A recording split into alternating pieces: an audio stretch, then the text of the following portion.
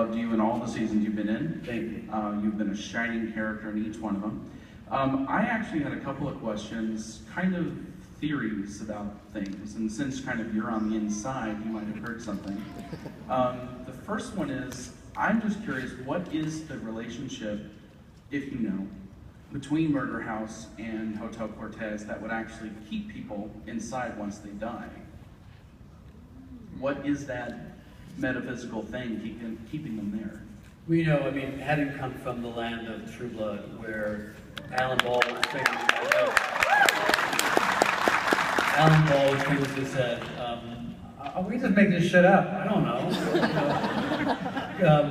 You know, you try to be consistent, but you also are trying to be not hemmed in by things. And, you know, my big objection to Twilight, even though I liked it, was that real vampires don't sparkle. They die in the sunlight. Sorry, that's an age-old rule. You don't get to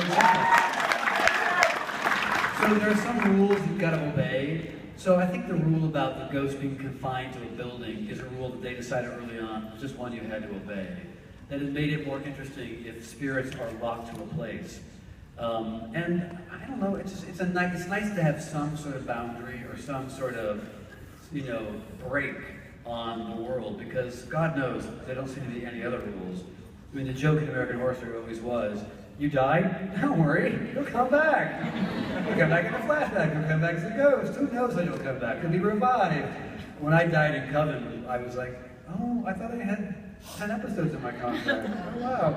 And they were like, oh, you'll come back. And I came back and we never really figured out if I was a ghost or not. And I'm like, so if I'm a ghost, how do I give her epitaph? And a spoon. And they're like, stop thinking so much, just give her the spoon. So, you know, by the way, we do take a lot of care with this stuff. It's not that we're flippant, but there are some times when, it's deep, it's late, and you just kind of go, I'm just going to go with this. I'm just going to believe, and this is going to become true.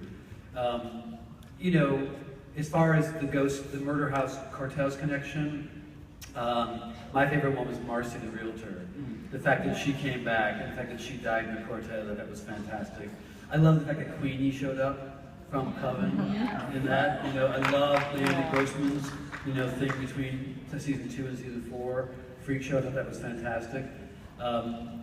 The great thing is that the more we make these, the more chances we have to sort of cross-pollinate. I think it's really, really great. Who knows? We may see Liz showing up in the future somewhere. Cool.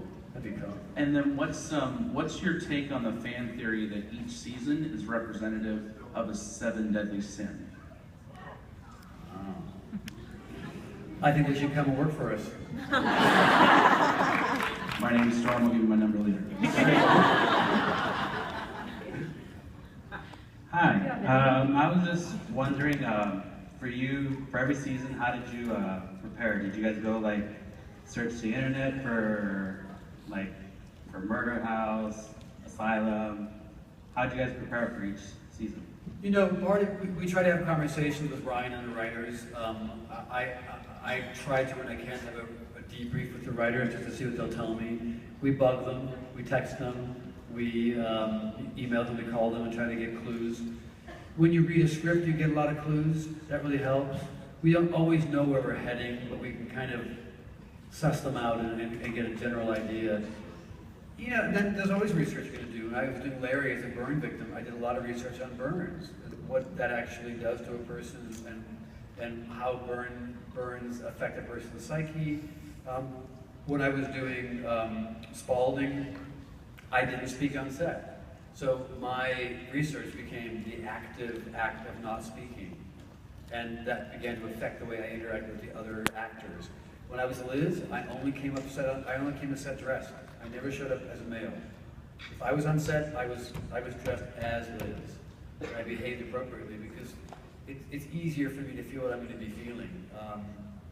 You know, this year, if I'm in it, you know, I'm sort of struggling with what's going to happen. I have some information, not a lot, so I'm definitely doing what I can to do my research and figure things out.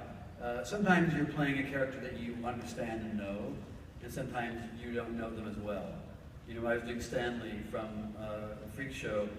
I love card tricks. I love little dancing things, whistling things. So I always had Stanley dancing and whistling and moving around and pulling coins out of people's ears. Not a lot of it made it to screen, but for me it was important that he was a real con man, a real old-fashioned hustler, like Paper Moon. So I watched Paper Moon again. So it depends on what the character is, you know?